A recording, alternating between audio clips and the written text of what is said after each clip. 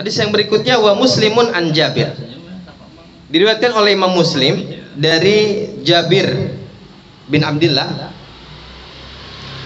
Kata Rasulullah sallallahu alaihi wasallam, "Mithlu salawatil khamsi kamithli nahrin jarin adbin ala babi ahadikum yagtasilu fihi kulla yaumin khamsa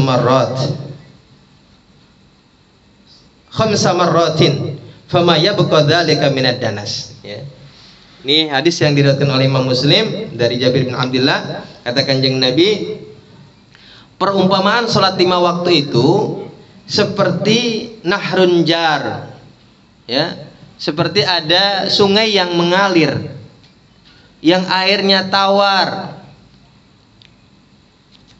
ala babi ahadikum, yang berada di depan rumah kalian. Buka pintu kali, airnya bening, mengalir, ya. Kalau kali gondrong mah kali tempe. Sebelum itu mah, ini kalinya kali yang mengalir, airnya bening, gitu ya. Yaktasilu fihi kulla yaumin khamsa marrat. Kemudian kalian di situ mandi setiap hari 5 kali. Kira-kira masih kotor nggak badannya? Kita harus sehari 3 kali aja badan udah bersih. Kalau 5 kali sehari, ya. Yauma khamsa marratin fama yabqa dzalika minad danas. Maka tidak akan tersisa, ya, kotoran sedikit pun. Ya begitu juga dengan sholat. Artinya sholat ini bukan hanya saja menggugurkan kewajiban, bukan saja mendatangkan pahala dari Allah Subhanahu wa taala bagi yang melaksanakannya, tentu juga bisa menggugurkan dosa-dosa kita kepada Allah Subhanahu wa taala. Assalamualaikum teman-teman, berjumpa lagi dengan saya di sini di channel Bang Mo.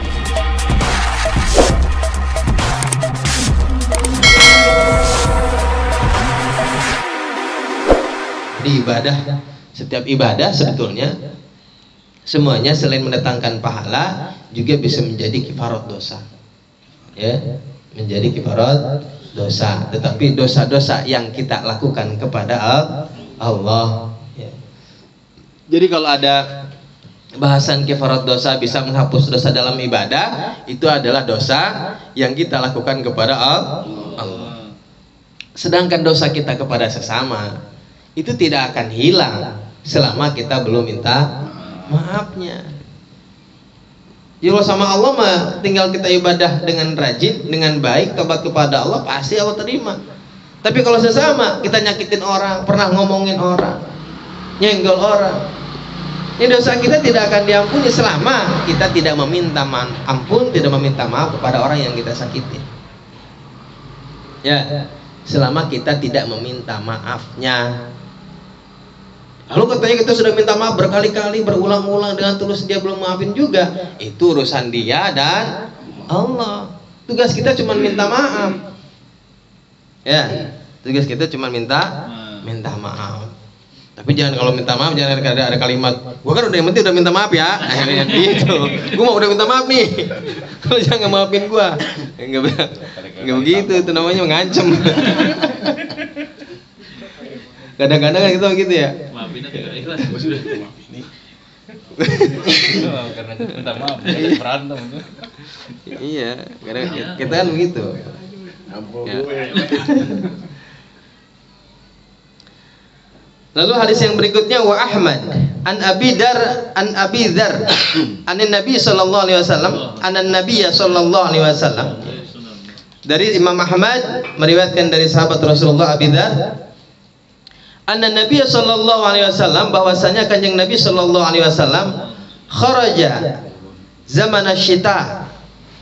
Jadi Kanjeng Nabi pernah keluar rumah, maksudnya zaman asyita ketika musim gugur, atau zaman asyita itu musim dingin. Biasanya musim dingin berbarengan dengan musim gugur. Jadi daun-daun lagi pada rontok.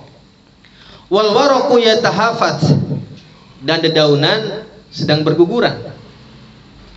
Fa akhadha bi ghusnaini min syajaratin, lalu Kanjeng Nabi mengambil dua dahan dari sebuah pohon, gitu. Diambil 2 dahannya atau 2 rantingnya.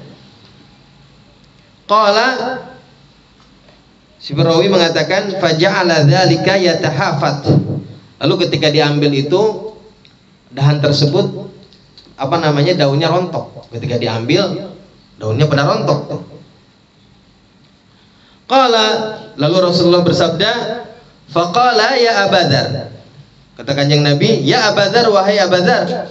Faqultu labbaika. Abadzar menjawab, labbaika ya Rasulullah. Faqala, Rasulullah bersabda, innal abdal muslim.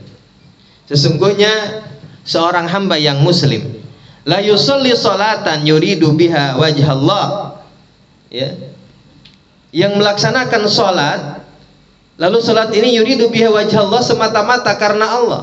Salat yang dilakukan semata-mata hanya mengharap ridha Allah. Fatahafat anhu dzunubuhu, maka berguguranlah darinya dzunubuhu, dosa-dosanya. Kama tahafat hadzal waraqu, sebagaimana daun-daun ini rontok min hadhihi syajarati, dari pohon ini. Tuh. Jadi Kanjeng Nabi itu kalau mengajarkan kepada sahabat diantaranya adalah dengan memberikan perumpamaan, ya. Ya, ketika musim gugur ngambil dahan yang kemudian daunnya rontok, kata Kanjeng Nabi, nih, orang kalau sholatnya benar karena Allah, maka dosanya akan rontok seperti ini daunan. Jadi kita juga sama, kalau sholat kita benar mengharap ridha Allah, yang kita mau karena Allah, semata-mata karena Allah, bukan karena siapa-siapa, maka insya Allah dosa kita akan diampuni oleh Allah Subhanahu wa Ta'ala. Ya, makanya jangan malas. Kalau kita masih malas sholat sunnah, minimal sholat wajibnya kita jaga dengan baik. Ya, minimal banget nih, jangan sampai sholat di luar waktunya, jangan banget.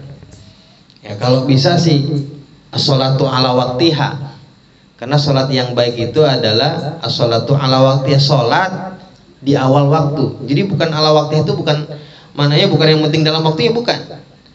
Awal waktu katanya. Ya, sholat yang dilakukan di awal waktu, atau sholat yang dilakukan dalam waktu fadilah. Jadi dalam sholat ini, setiap waktu sholat ini terbagi-bagi.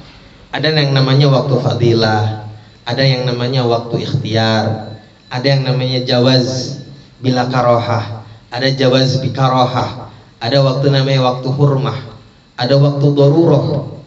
Sholat waktunya dibagi-bagi itu, dan berbeda-beda. Sholat maghrib, sholat subuh pasti berbeda dengan sholat yang lain. Tidak semua sholat ada sholat jawaz bi karohah, jawaz bila karohah, nggak semua. Ya. Tapi sholat yang dilakukan di awal waktu adalah sholat yang dilakukan di waktu fadilah. Nah, kapan waktu fadilah itu? Waktu fadilah itu dari mulai waktu sholat, sekira-kiranya waktu yang cukup untuk melaksanakan toharoh, kemudian melaksanakan sholat fardu dan kesunahannya. Ya, taruhlah kalau misalnya toharoh 5 menit, sholat sunnahnya 2 rakaat, sama sholat fardunya 10 menit, 15 menit pertama waktu fadilah. Ya, selebihnya waktu ikhtiar dan jawaz. Lalu di ujung waktu namanya ada waktu hurmah. Kalau waktu karohah itu, waktu makruh itu, waktu yang mepet, yang sekiranya hanya cukup untuk melaksanakan 1 kali sholat. Sudah makruh tuh, karena terlalu mepet. Kalau waktu hurmah kapan? Melaksanakan sholat di dalam waktunya, tetapi nggak cukup. Nggak cukup waktu untuk sholat, namanya waktu hurmah. Ya. Waktu haram namanya. Sah masa, tapi haram. Kenapa haram? Lalai. Ya, waktu segitu panjangnya lu sholat di akhir waktu, gitu ya. Namanya waktu hurmah. Ya, jadi sholat yang terbaik adalah sholat yang dilakukan dalam waktu fadilah, yaitu di awal waktu.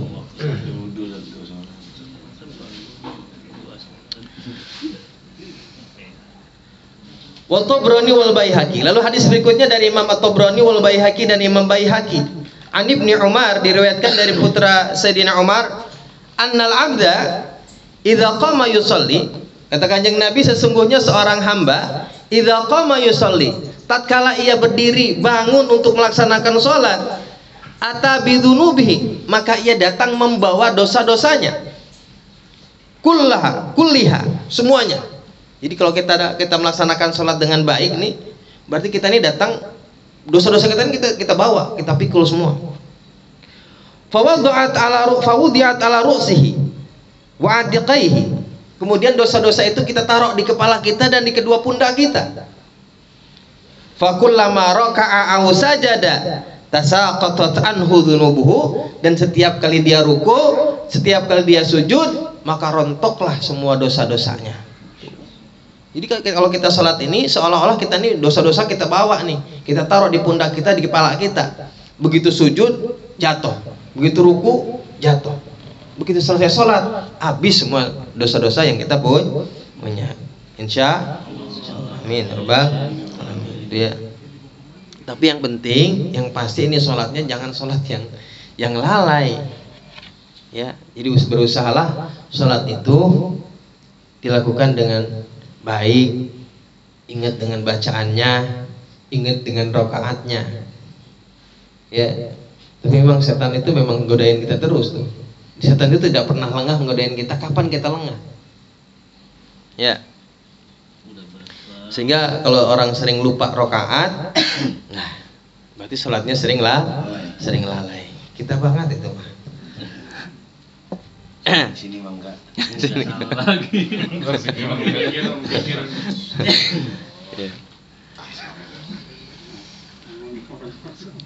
Wa Muslimun an Utsman radhiyallahu anhu. Kemudian dari Imam Muslim meriwayatkan dari Sayyidina Utsman radhiyallahu anhu, ma min imri'in muslimin yahdhuruhu salatun maktubatun. Tidak seorang pun orang yang muslim, tidak seorang pun seorang muslim yahdhuruhu salatun maktubatun, yang hadir, yang datang kepadanya waktu salat yang fardu, fayuhsinu wudu'ahu, lalu ia menyempurnakan wudunya, membaguskan wudunya, wa khusyu'ahu, dan ia membaguskan khusyuknya, wa ruku'aha, dan rukuknya, illa kanat lahu kafaratun lima qablaha minadz-dzunub ma lam ya'ti kabiratan wa dzalika dahru kulluh. Ya. Jadi ketika datang waktu sholat datang kepada seorang muslim, lalu ia membaguskan wudunya. Ya, kemarin kita sudah bahas nih, membaguskan wudunya itu artinya menyempurnakan wudunya. Bukan cuma yang wajib, yang sunnahnya dikerjain, adabnya dipakai. Dibaguskan wudunya, sholatnya khusyuknya bagus, rukuknya bagus. Illa kanat lahu kafaratun lima qablaha, kecuali sholat tersebut menjadi kafarah, menjadi penebusan dosa baginya, ya, lima qablaha, terhadap dosa-dosa yang dilakukan sebelumnya. Malam ya'ti kabiratan, selagi atau selama dia tidak melakukan dosa besar. Wa dzalika dahru kulluhu, juga termasuk juga katanya juga sebagai penebus dosa sepanjang masa. Jadi sholat itu berarti apa? Sholat itu berarti bisa menjadi kifarat dosa yang sudah kita lakukan, juga bisa menjadi kifarat dosa yang belum kita lakukan. Ya, yang penting sholatnya dilakukan dengan baik. Tanda-tanda orang yang sholat yang baik tadi adalah wudunya kita lakukan dengan baik, sholatnya dilakukan dengan khusyuk yang baik, semuanya dilakukan dengan cara yang terbaik, maka dosa kita menjadi kifarat dosa bagi yang sudah kita lakukan, juga dosa-dosa yang belum kita lakukan, selagi tidak melakukan dosa besar. Selagi tidak melakukan dosa besar, artinya apa? Artinya yang diampuni oleh Allah Subhanahu wa taala adalah dosa-dosa yang kecil yang sering kita lakukan. Ya, dosa besar, dosa membunuh, dosa berzina, naudzubillah min dzalik, ini adalah dosa-dosa besar yang hanya bisa diampuni oleh Allah Subhanahu wa taala ketika kita meminta ampun kepada Allah Subhanahu wa taala dengan sungguh-sungguh. Jadi kalau yang namanya ibadah-ibadah ini, ibadah sholat ini menggugurkan dosa-dosa kita, yang kita lakukan adalah dosa-dosa kecil. Kalau dosa besar, maka juga kita patut atau perlu untuk melakukan tobat secara mandiri, artinya dengan cara yang sendiri. Enggak hanya sholat aja, tapi selain itu juga kita meminta ampunan kepada Allah Subhanahu wa taala. Ya.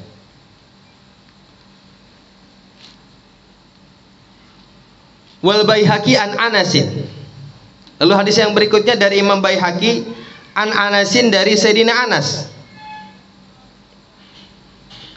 Ma min hafidhaini yarfa'ani ila Allah Ta'ala. Tidak ada dari dua malaikat penjaga.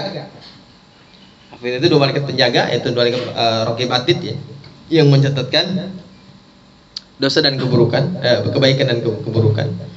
Yarfa'ani ila Allah Ta'ala bi salati rajulin. Yang keduanya mengangkat kepada Allah Subhanahu wa taala dengan salatnya seorang laki-laki. Ma salatin dengan salat yang lain. Ya, yang membawa salatnya seseorang dengan salatnya. Bawa tuh salat zuhur dan salat asar.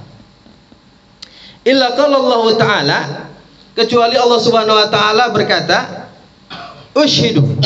Saksikanlah aku. Kama anni qad ghafirtu li 'abdi ma bainahuma. Sebagaimana aku sudah mengampuni untuk hambaku ma bainahuma, dosa-dosa di antara kedua salat tersebut.